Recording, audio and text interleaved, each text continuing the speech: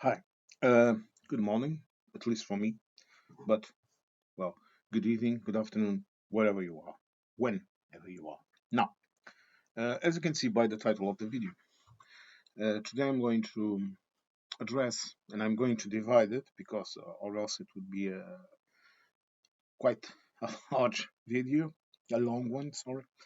Um, and I'm going to be addressing the stereotypes Americans have of Europe on the most mundane uh, sayings that you could think of, and how most of those stereotypes is absolutely ridiculous, and it only shows that the people that are talking about those stereotypes, they are either trying to mock Europe, mock the Europeans, offend the Europeans, I don't know, whatever their little tiny minds cannot understand or that is different from their country, then it must be bad.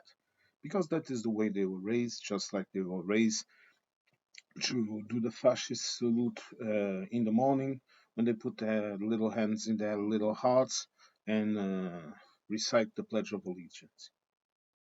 Yes, to me that is something.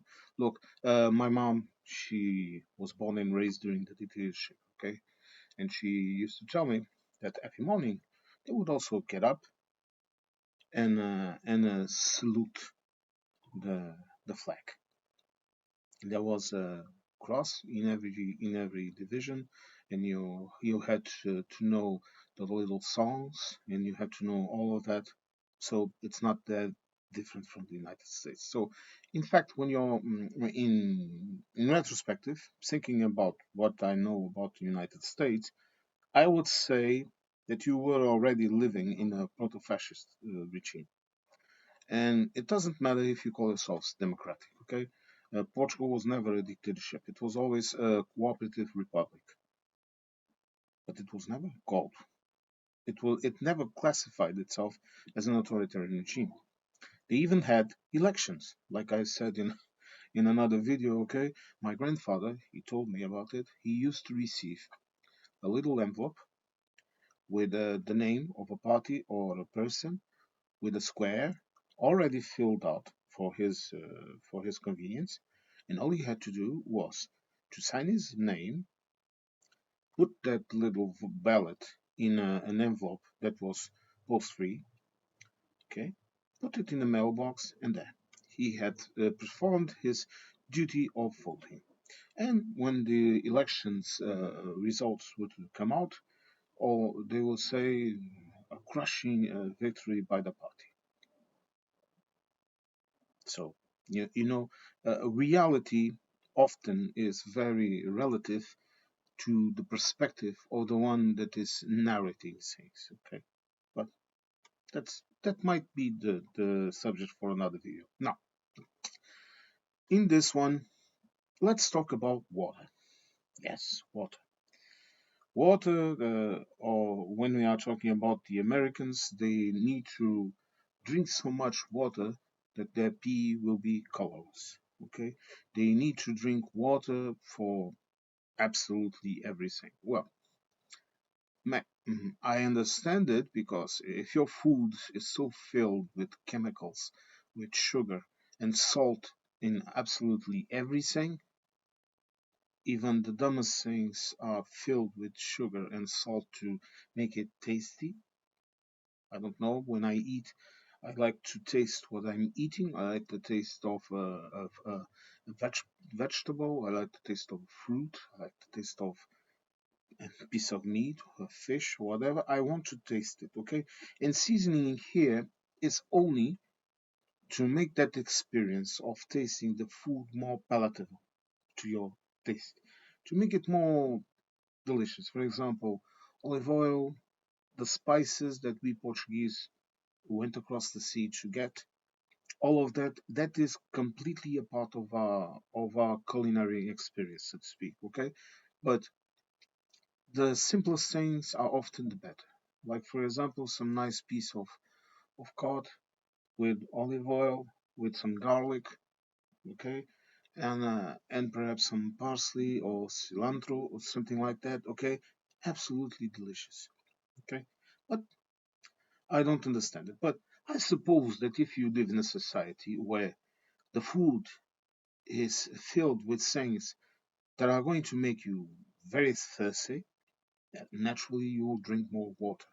But also, and this is not a reality in absolutely every place in the United States, okay? And again, I will say this. If the things that I'm talking about do not happen in your area, okay, that does not mean it does not happen in a lot of places in the United States and even in the majority of the places in the United States. Because the United States is a big country, okay, it has different communities, and so in different communities you will probably get an experience that is different from other. Okay, even your ethnic background may contribute to the type of experience that you have in terms of culinary, in terms of living, of political ideas or behavior or whatever. But I suppose that if you live in a society where so much sugar and salt is added to the food, you will be more thirsty. And as I was saying, and also you live in a society where sometimes drinking water from the tap is a dangerous activity because you don't have the same standards of plumbing, the same standards of water quality, the same constant monitoring of water quality that we have here. I will give you the example of my country, Portugal. Portugal is not one of the wealthiest countries in Europe. Okay, as I told you before in some other videos, we are still battling with scars from the small, around 60 years of dictatorship plus 10 years of a near civil war.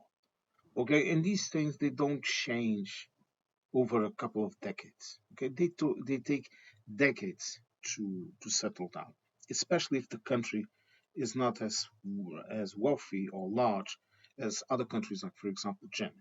Okay, or with more heavily invested in than Germany. Okay, this is just to give you a parallel so that you don't think these things change from one day to another. Okay, and even in the former Eastern Bloc, you will find countries that are doing excellent, like for example Poland, but that then has pockets of areas that are still underdeveloped or that have their issues. This is absolutely natural.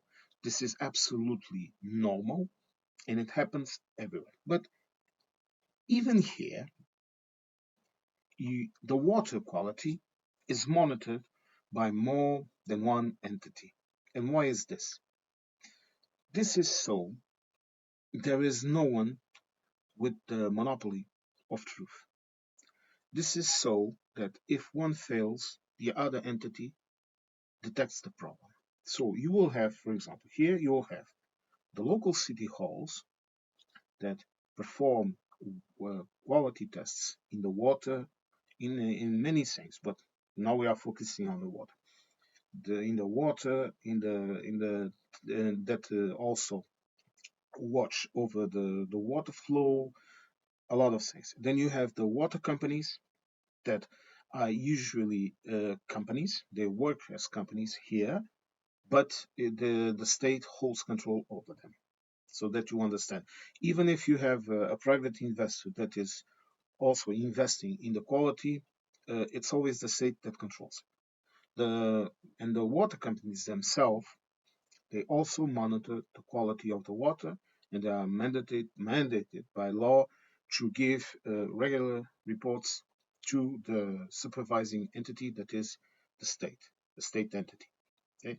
Then you also have, beyond the city halls, the water companies themselves, you also have the state entity, the state laboratories or whatever, that sometimes it might even be a private company doing that job for the government, okay? But it's the state, so that you understand, that also monitors the quality of the water. And finally, you also have the environment entities, environmental groups, okay, that are recognized by law, that can also call out on issues such as pollution in the water, such as bad quality of water, such as whatever. You understand? Even they can even call out for example, when the water flow in a determined area is being too low to provide enough water for the ecosystems that depend on that water, on that river, on that dam, on that lake, okay, that depend on that. They don't have enough water. There's issues here, and we have to solve them. Okay, this is so that you can see. And even I, as a private citizen, if I'm suspicious about the quality of water, I can take a sample, send it to a laboratory. They send me a report, and I can grab that report and I can present it to my local water provider or to the supervising entity. So, what I'm trying to tell you here is this: water in Europe is safe to drink in almost every corner of Europe. Now, water quality is something different. For example, if you come here to Portugal, water in the south usually has a sorry allergies. Oh God. If you come here to the south, water quality might be water is heavier. This means it has more minerals, it has more iron. So some people that might have bladder or kidney problems, they should not drink it. They can either buy something that you buy in apps, almost every store here, which is a little thing that you can filter water to. You attach it to your tap, and the water, and you can filter the water to that thing, and you that water you can drink. Okay, but water usually is good enough to drink. So you won't find any kind of issues of bad water or contaminated water here, unless there is some kind of event that. Let me just take a sip of my coffee. Unless you there is some kind of event that causes an issue that usually is detected pretty soon, and the government issues a warning, issues all does whatever the institutions have to do to prevent people from getting sick from bad water. Okay, and if you go all over Europe, if you go next door to Spain, if you go to France, if you go to Germany, if you go to the Netherlands, if you go to Poland, okay, if you go to Scandinavia, if you go anywhere, even if you go to, I don't know, little villages in the middle of Europe, wherever they are, water quality usually is good. At least good enough that you can drink it and not get sick. The quality depends on the region, okay, because like I was telling you, water in Portugal, for example, in the south, it's heavier, it has more minerals, it has more iron, it's more heavy on your gut. If you go up north, it's lighter, and it's in some places it's better. That does not mean that, for example, in the south you will find places where the water quality is excellent. Okay, when there is a lot of natural well springs and all of that in the captation, well, meaning the place where they source the water that you drink, uh, is the water is better. Also, we have a lot of water treatment plants that were created specifically to maintain water quality impeccable.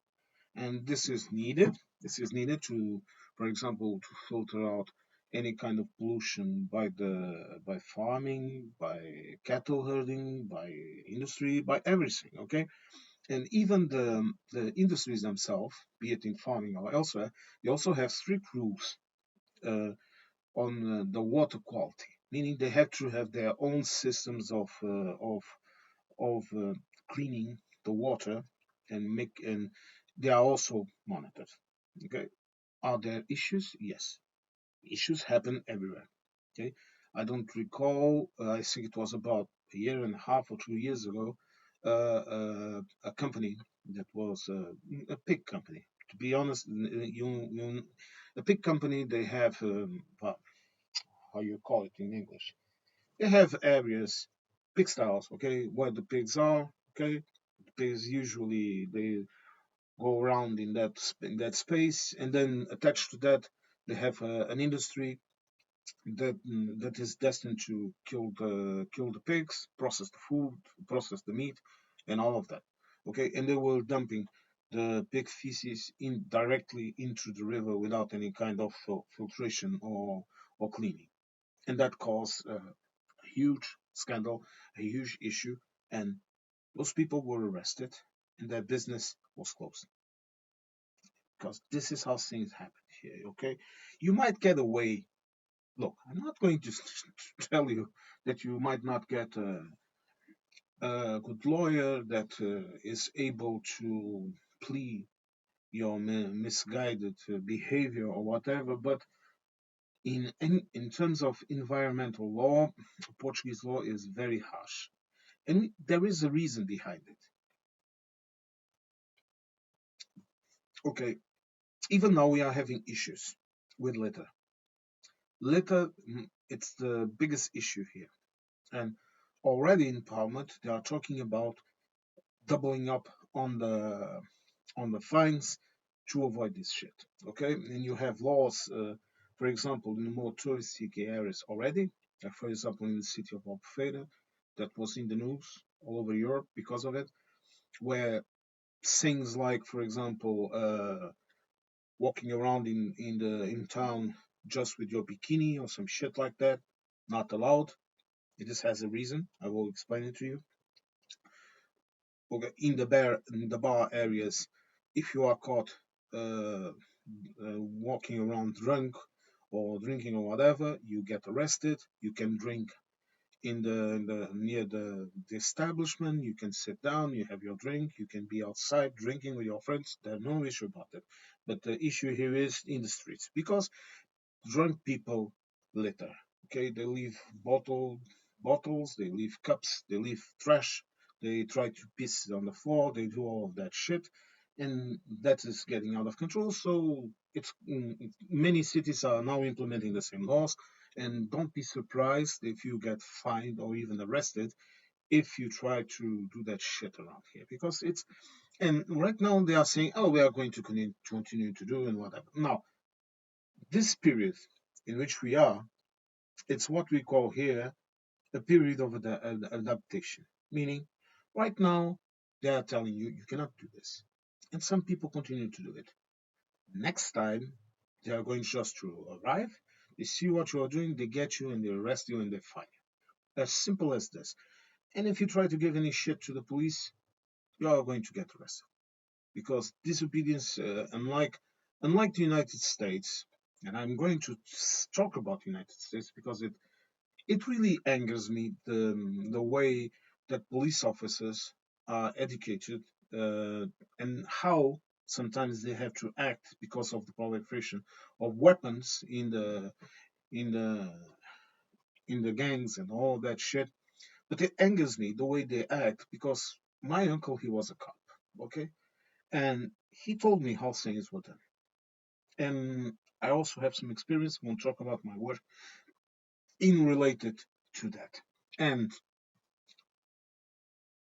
here, to disobey an order of a police officer is a crime. It's it's called disobedience. Okay, and people have to be, especially if you are a tourist, you have to be very wary of trying to pick on the cops because usually they try to solve things with their words. Okay, it's not like the American cops freeze on your knees. No shit, no shit like that. Okay, unless you are a gun-toting maniac or you're trying to beat up someone or something like that. No, they arrive and they talk with you like grown-ups, like adults. And if you start to bother them, if you don't want to obey them, they will just slap some cuffs on you and take you downtown, as so to speak, and you will go in front of a judge and talk back to the judge too if you want to. Okay, and if you are a tourist and you are a non-EU citizen, you might find yourself in a jail in a jail. Okay, until you go to trial. Okay, it's not nice. I usually tell the police. I usually tell the police. Sorry, I usually tell my foreign friends to just keep calm. Okay, just do whatever the police officer tells you to do. If you have any reasons to complain, by all means complain. Go to the police, present your complaint to the or about the behavior of the officer. Do whatever you have to do. But when an officer gives you an order, you should comply, because the minute the minute that you don't comply with an order of a police officer, you're cashing in offenses, and it's a pretty bureaucratic process, and it can lead to big issues. Okay, but don't worry, because even Portuguese people sometimes don't have that notion, and they do it. But as I was saying about the water quality, tap water here and all over Europe, it's usually of a very high quality. And countries like Portugal, that are tourist destinations, we need to have the water in our beaches, in our rivers, in our lakes, in the tap, pure and clear and not frantic. This is why almost 100% of the beachfronts here in Portugal, they are completely safe for use. They have what we call here in Europe a blue flag. A blue flag means that that beach is absolutely safe to be used. No pollution, no external no external factors that lead it to be unsafe for swimming. We have some, and even in that minority of beaches that are not safe, or that are more or less safe to use, most of it is due to the physical space itself, meaning it's a dangerous place, it has a lot of currents, it can be too rocky, something like that, and only a tiny a tiny slice of those beaches will be unsafe because it's polluted by whatever reason, okay, be it by sewage or whatever, okay, and even that is also very rare, because sewage usually by law is the sewage has to be treated, okay, you cannot just dump sewage into the sea. That sewage that we have sewage pipes that dump sewage into the sea, but that water has already been treated in a water treatment plant. Is it perfect? Again, issues and events happen everywhere. The question here is the way that things are done. And if things are done all right, it's all right. And if someone fucks up, well, they will have a talk with the authorities. And that now, no more coffee. Now, as for the question of water availability and the American tourists sitting in cafes in Portugal, and I saw them, and in France, and complaining, no one brings me water. Well, first of all, here in Europe, we have developed a very interesting mean of communicating with other people, which is called speech. And in speech, we have also invented several ways of communicating. For example, I'm communicating with you in English. Maintenant, je parle avec vous en français. Und ich kann Sie auch sprechen in Deutsch. E allora non parlare italiano. E, do you understand? Speech. It's called words. Words. And around here in Portugal, almost everyone under 50 or 55 speaks at least, even if barely, even if they don't want to speak with you, they speak at least their mother language, Portuguese, and German, and English and French. And some of them speak a lot of languages like I do.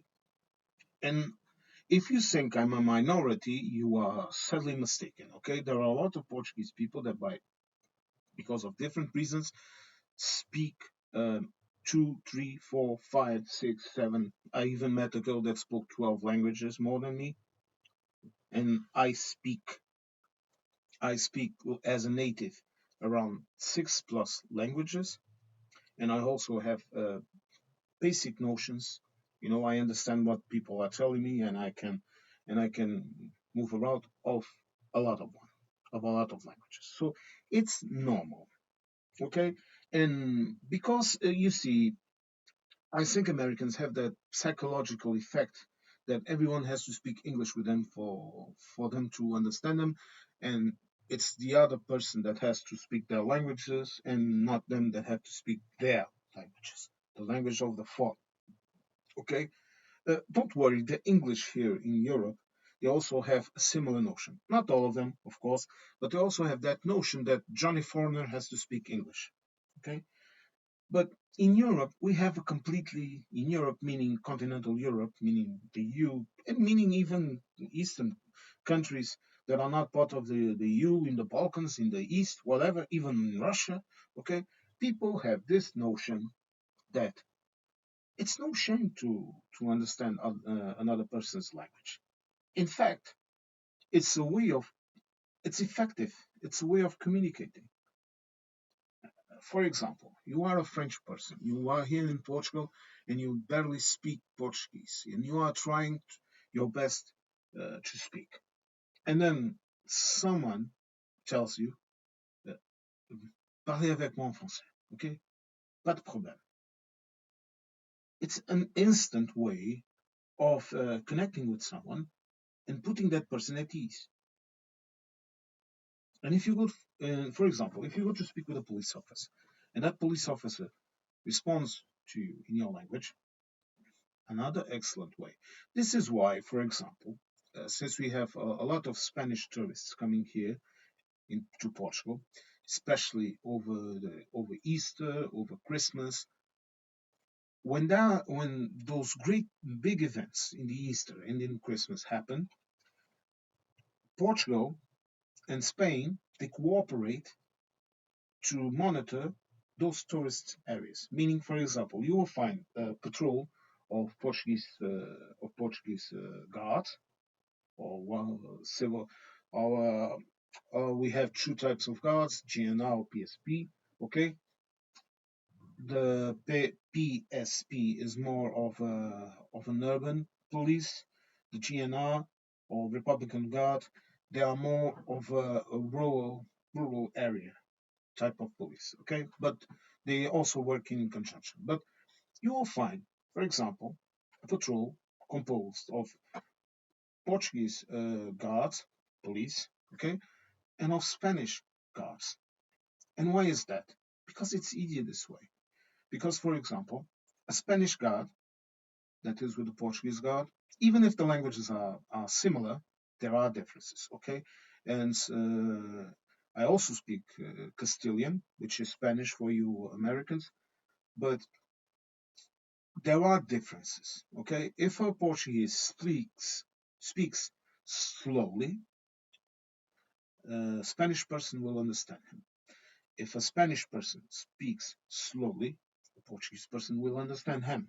But it's much more easier, for example, to settle an issue if you are approached and addressed in your own language by a Spanish police. This helps everything. This helps to keep things calmer. This helps to diffuse situations that might happen. This helps a lot of things. So here in Europe, we have absolutely no shame on speaking another person's language. For example, I have no issues in speaking English or German or French with a tourist that asks for directions or well, where is the hospital or some shit like that. You can, okay, I have no issues with that. It doesn't bother me. Okay, it doesn't bother me at all. And why is that? Because what you have to look at is the end result. Imagine you are in America and you speak French. Okay, you arrive at France, and if you speak French with a French person, even if you have a terrible accent, even if they tell you to repeat things once or twice, they will like it. Okay, I have had the similar experience, and Added to that, I also have some French blood in me. I suppose that makes it easier, but it doesn't make it absolutely easier because uh, how am I going to say this without offending my French friends or viewers? The French sometimes can be a bit. Sometimes they can be bastards. Okay, sometimes they might treat you like shit, and sometimes you have to be a bastard back, but not in that way of. It's like a challenge. Okay, it's not an argument. It's a challenge. Je ne te comprends pas. For example, if you are a foreigner, you will have heard that a lot from the French, and your answer back is je parle français, et toi, qu'est-ce que c'est que tu parles? I speak French, and you, what do you speak? Do you understand? But but if you speak, you are an American, and you arrive into a country. You arrive, for example, at France, like I was saying, and you address people in French, even if you are trying, even if you are sometimes making mistakes, the reaction from the other person will be completely different because they will see this guy or this girl, a foreigner, but they are trying to speak my language to communicate with me. And this is how things happen in Europe. And of course, you'll find bastards. I have bastards in my country that they will simply will not reply to you. Lately, for example, I am so tired. I was during the summer so tired of American and English, not British, English, and English tourists. I was so tired of those people running around in my favorite beach that I answered them the bastards in German. Sorry, sorry, tourists. If you see my video and you see me right now, please don't don't be too mad at me. But I was getting tired of that. Lass mich allein, Idiot. Ich kann nicht verstehen, something like that. He would say. but but only to that, okay? We have no issues. You arrive at a hotel or a cafe or some shit like that, and you don't know how to speak the language. But at least try to know a couple of words. Try to know a couple of sayings in order to show the other part that you are willing to learn and that you are willing to try and communicate with the person. It's a social interaction thing. And the water saying, to me, in my opinion, it goes back to that. It goes back to that stupidity. Because if you ask for water in a cafe or restaurant in Portugal, in Spain, in France, in Germany, they will bring you bottled water. And if you don't say that you want to chill, they will not bring you chilled water. And if you don't say you want sparkling water, they will bring you still water. Because that is not the way you ask for water. You ask, for example, imagine this: you are having your meal, and even though you have your juice, you need a glass of water. I don't know, to take some medicine or to drink with your meal, whatever. And you can do this. Listen very carefully. I shall say this only once. Can I have a glass of tap water, please?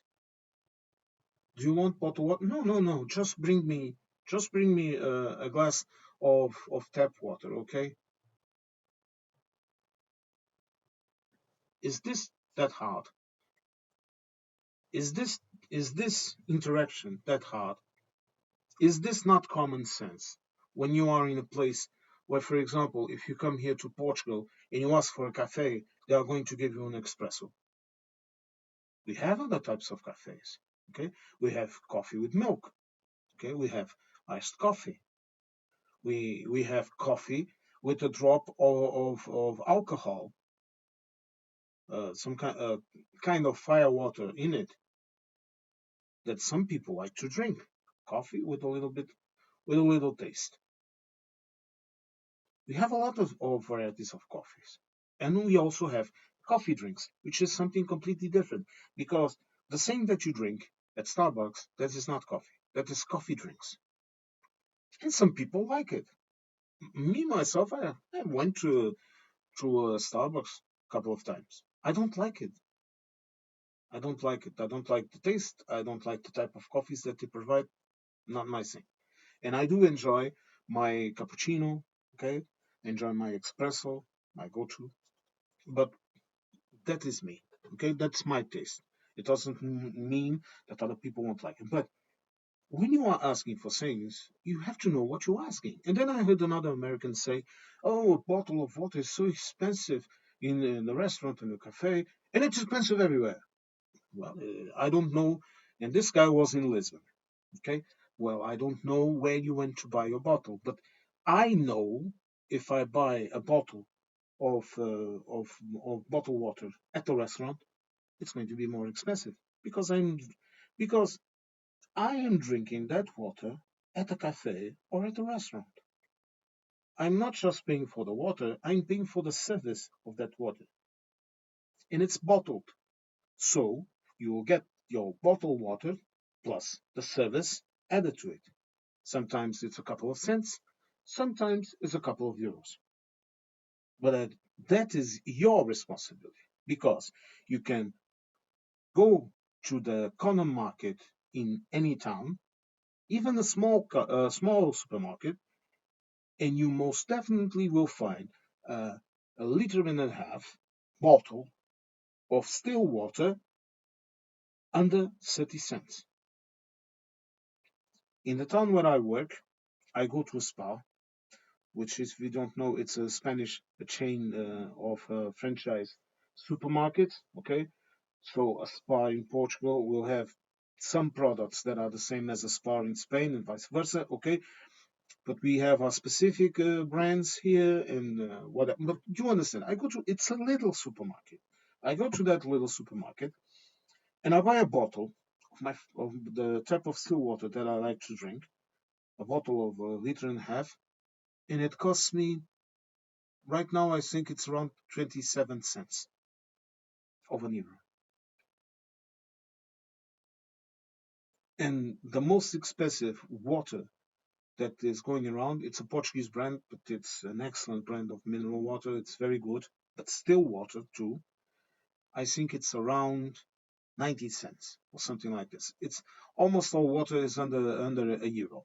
But of course, it depends of the type of water and where you buy it from. Okay, I I have to drink for health reasons. I have to drink bottled water, and I can buy packs of 6 or 12 bottles of water, still water, a liter and a half.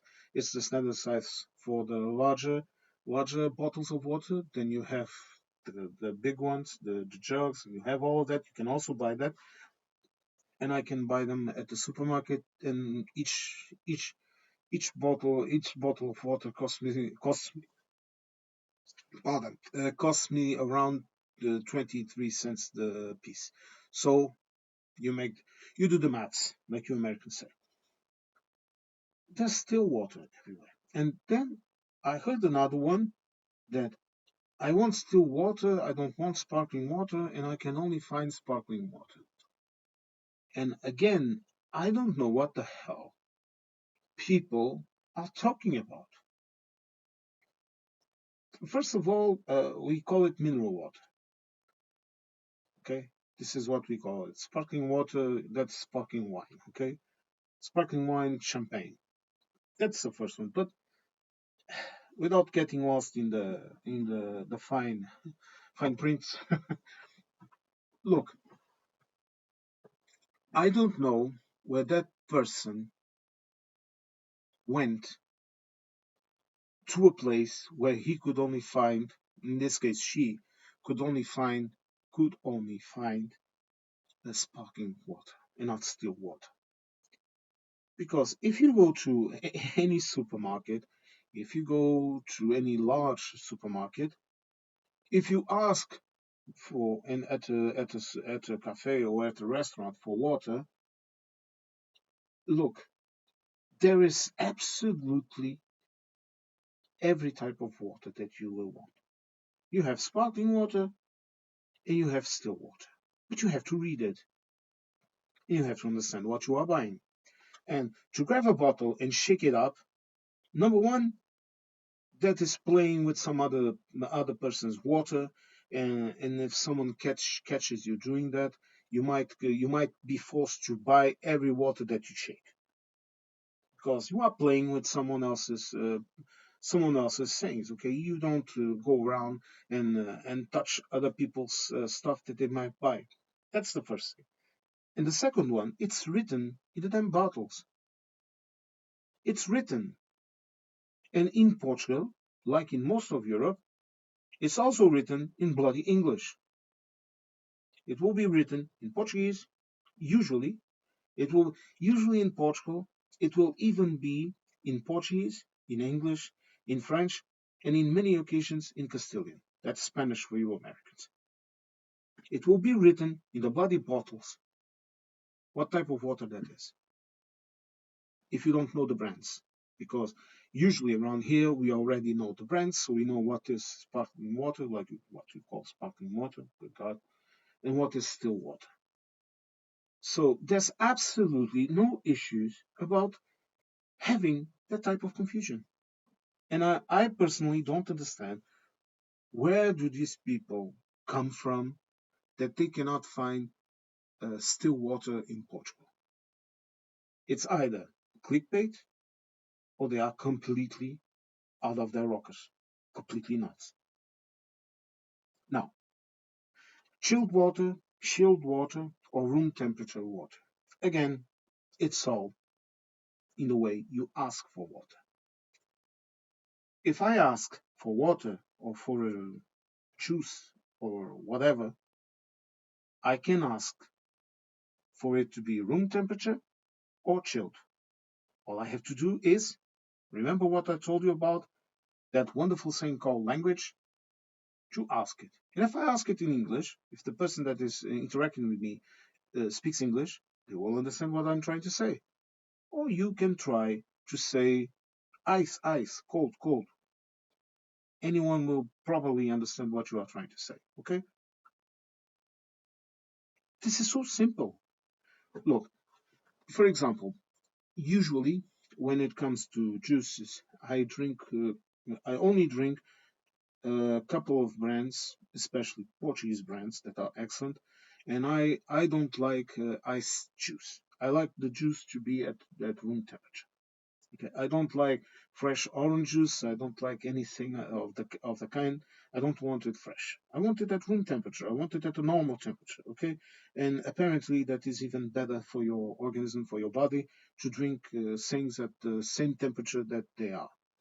Okay, not to chill everything that you drink and that you put into your body, because each time you drink something chill, your body that is used to the room temperature, to the temperature of the room in which you, of the place in which you are, your body will consume more energy to process that chilled drink.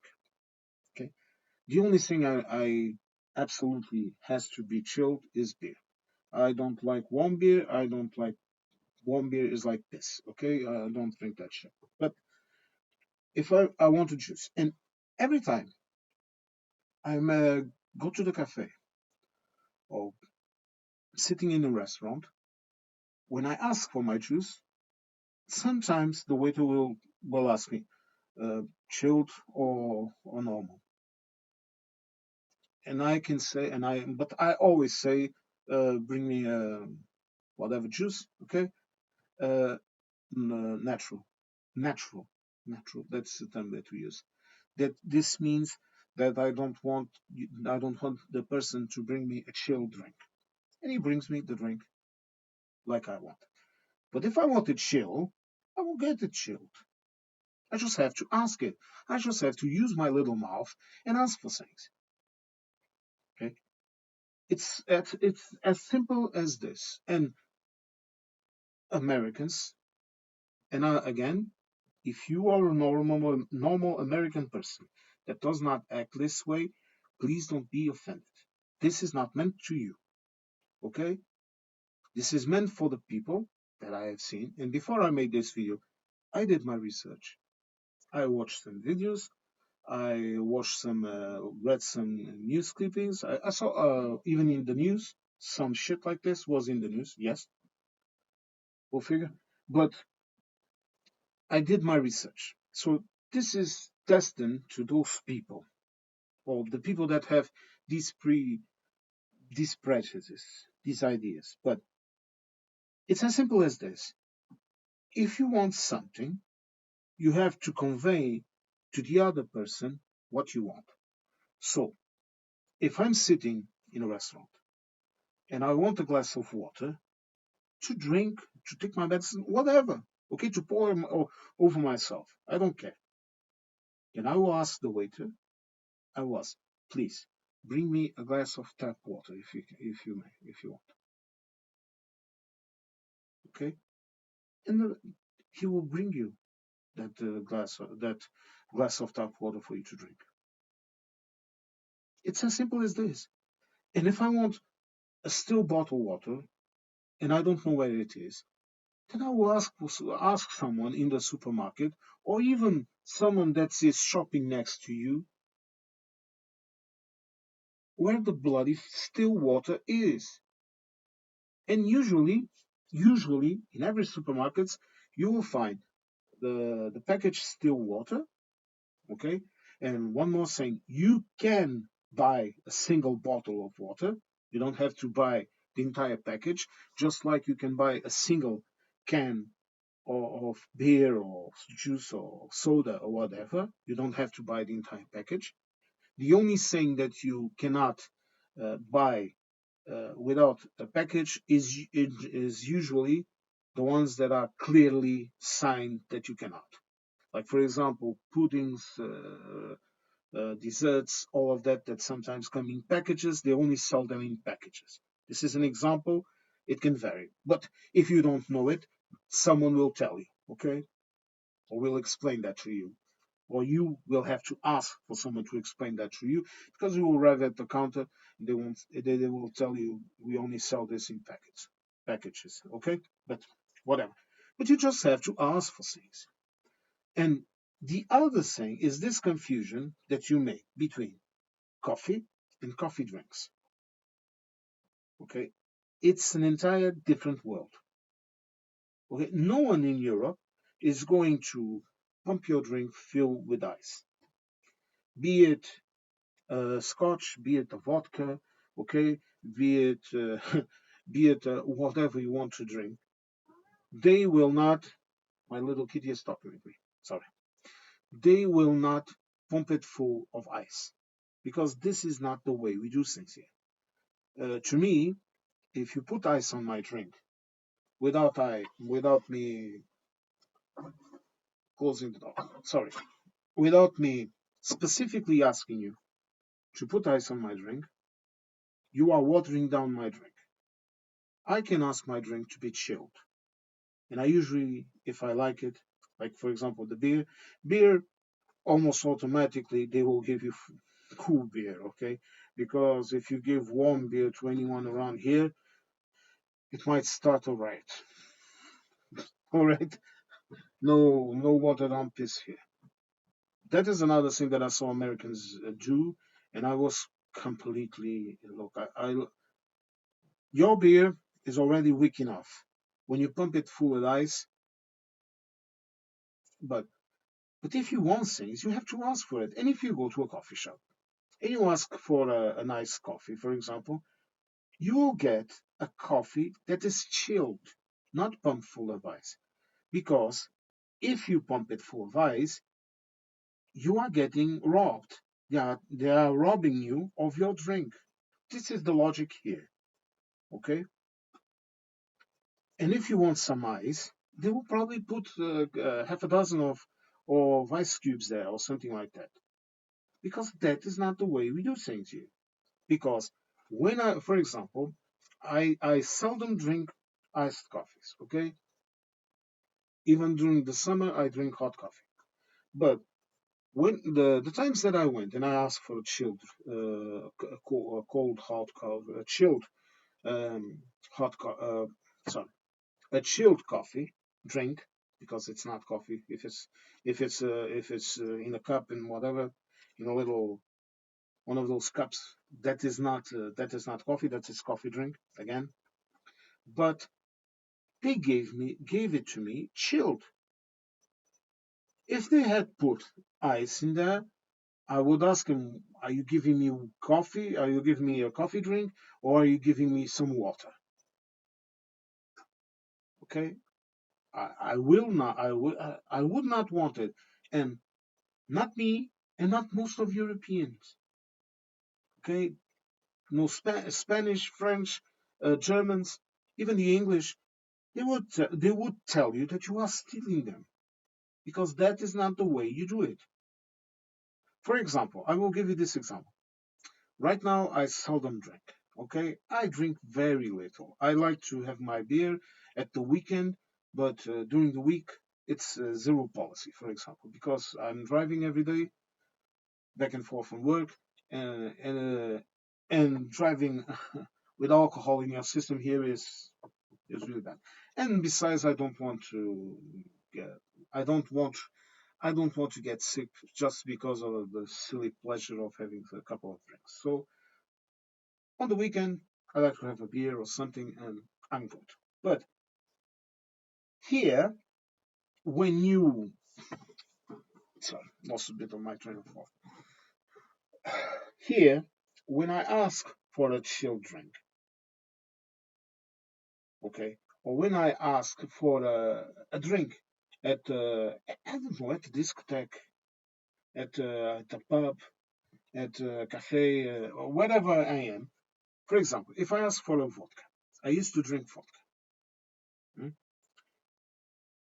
Before they put the ice inside of it, they would pour me the amount of vodka. For example, usually a tall glass with around three fingers in the bottom, like this. Okay, 3 fingers of vodka. They would drop it, and then they would put the ice. Okay, but first, even that, if you, my brother, for example, he likes his whiskey, and when you would ask for his whiskey, same thing. First, they would pour the drink, and then they would put the ice. They would not pump it full of ice, drop a snippet of the drink, and here you go, you bastard. That is stealing from you, because you are paying for a drink. You are not paying for ice.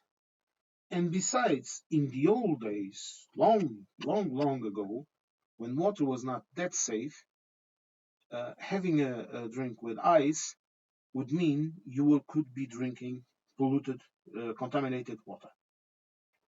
This also has to do with this entire way in which Europe sees these things. Okay, but it's also a part in all countries. Okay, because of the water quality in the past, sometimes it was not that good, especially in the days before and after the war and all of that. Water quality was not that good, so people were also a bit fearful of having ice that could be made with contaminated water. This also has to do with it. But the key issue here is that when I ask for a drink, I want that drink to be chilled. I don't want that drink pumped full of ice. And if you are a foreigner and you come here, my friend, you either don't have your coffee drink pumped full of ice, girl, madam, if you are listening to me, you don't have your coffee pumped full of ice, but you can ask for it chilled. And usually, also, this is another cultural saying. Look, I might, for example, uh, sometimes when I get up in the morning, sometimes I'm late for work, and what do I do? Okay, right now I'm not having that much for breakfast because I'm dieting. Okay, no need to go into it here in the video, but I have my glass, my cup, big. big plastic cup or whatever. I put my coffee in it, put it in the car. We have a little thing to put the cups on, cup holder. I put my coffee in the cup holder. I drive away and I sip my coffee before I drink my coffee before I arrive to work. Okay, for example. But usually, when I go to a coffee shop to drink a coffee, I go to the coffee shop, the cafe, and I drink my coffee there. I'm not walking around eating and drinking. That is considered rude, to make it simpler. Okay, unless you are unless you are in a hurry, you will not find people eating in the street. Unless, for example, you are in a fair or something like that, and you are grabbing something from a stand here and there, and you are eating it. You are eating your popcorn. You are eating your sandwich, whatever. Okay, like you have in the Americas in the country fairs. Okay, we will have it here. Okay, we have medieval fairs. We have the fairs with all kind of products, and that you walk around and you are eating and you are walking. That is completely different. Or you are in the park, you are strolling in the park, okay, the kid has an ice cream, you have an ice cream too, your wife has an ice cream, you're walking around. No. But it is not normal or acceptable to walk around in the street eating. Okay? Uh, it's considered rude. And that is also a cultural reason for that to not happen. Does it happen sometimes? Well, of course it happens sometimes. Like I just told you, sometimes I take my coffee and I put it in a little cup holder and I take it to work because I don't have enough time to drink my coffee. And sometimes also bring my sandwich. It's in the car. I'm eating it as I drive. It's normal. It happens to everyone, but it's just not the norm. The norm is I go to a coffee shop, a cafe. I order for example, my cafe and my pastry, or something like this, or an empada. That's an empanada, like you say in Castilian in the Americas, or something like that. And I drink it and I eat it, I pay and I leave. Okay? This is the norm because it's not socially acceptable. Okay? And it's not a question, and I will go into this one in another video because this video is already quite large, already almost an hour of talking about water. I will go into the entire food stereotype, but it's not normal to walk around in the streets stuffing your face. No, it's not normal, and if you think about it, it's actually quite rude. No, it's very rude. It's very rude walking around in the streets and eating and drinking and uh, uh, uh. This is what you look like to us. And if you are going to come here, my friends, you are either going to be mocked or people are going to be indifferent to you. But you should simply look at other people and see how they are acting. For God's sakes, even the foreigners that come here and that are working here or immigrated here or whatever, they act like us. Because it's the normal way, it's the normal thing to do. But again, I will end this video with this simple, very simple advice. Ask questions and talk with people. For example, if you want a glass of tap water, ask the waiter. Look, even if it's in France or whatever, you ask a glass of tap water, please. And can you put some ice on it if it is possible, something like that. And they will give it the blood. They will give you the bloody water. In some places, they might charge you for it. That is true. If you are in a high-end restaurant or cafe, they they will bring you a pitcher of water, and they will charge you for that pitcher of water. But if you are in a normal coffee shop, look, for example, my mom, she has her espresso every day at the local cafe, and she always drinks a glass of water with her cafe because of her stomach. Because if you don't know this, when you drink a strong European coffee, like for example an espresso, you should drink some water afterwards so you won't have that burning sensation in your stomach. Okay, here you go. Another good advice. But they don't charge her for that bloody glass of water. It's tap water. It's in a pitcher. She arrives at the coffee shop. Good morning, how are you? Okay. I do it too. Yesterday I did it. Today I was not feeling in the mood to leave the house, but yesterday I did it. Okay, and you have your little espresso, you have the pitcher, you fill up a glass of water, the glasses are there, you drink your little glass of water and you drink your espresso. Okay, but you have to ask for service.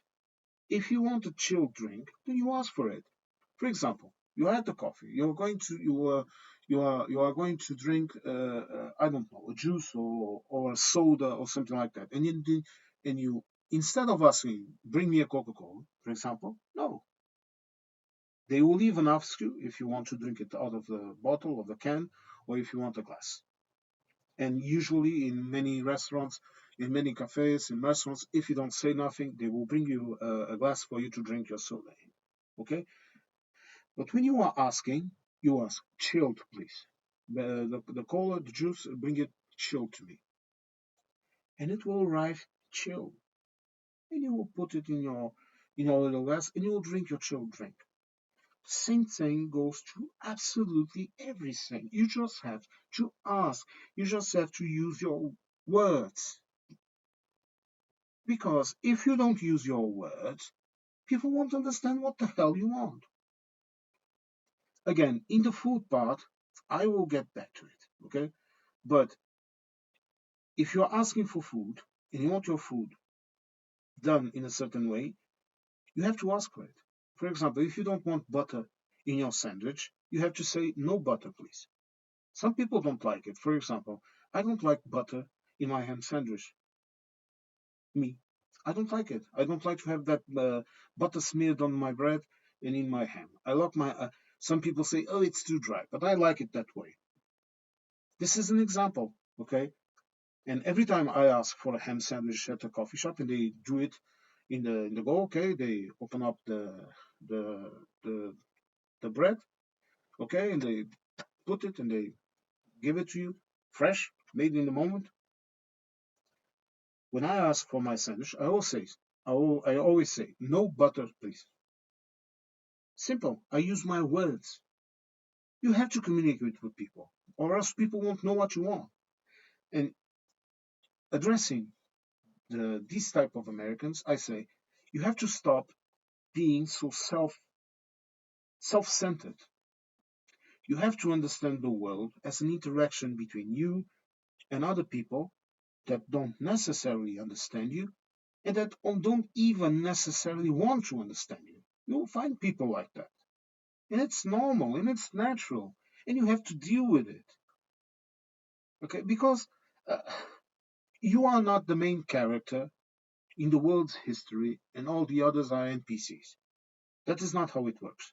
In your personal story, like for example, me in my personal story, you are the main character.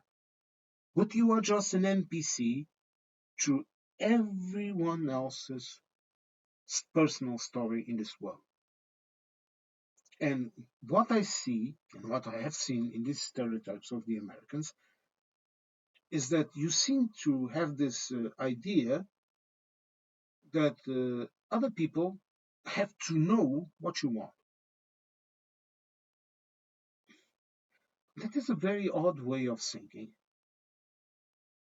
Me, for example, I always assume that other people don't understand what I want and that I should explain to other people what I want and that I should adapt my needs and my wantings to their wantings and their needs, even when I'm defending my interests.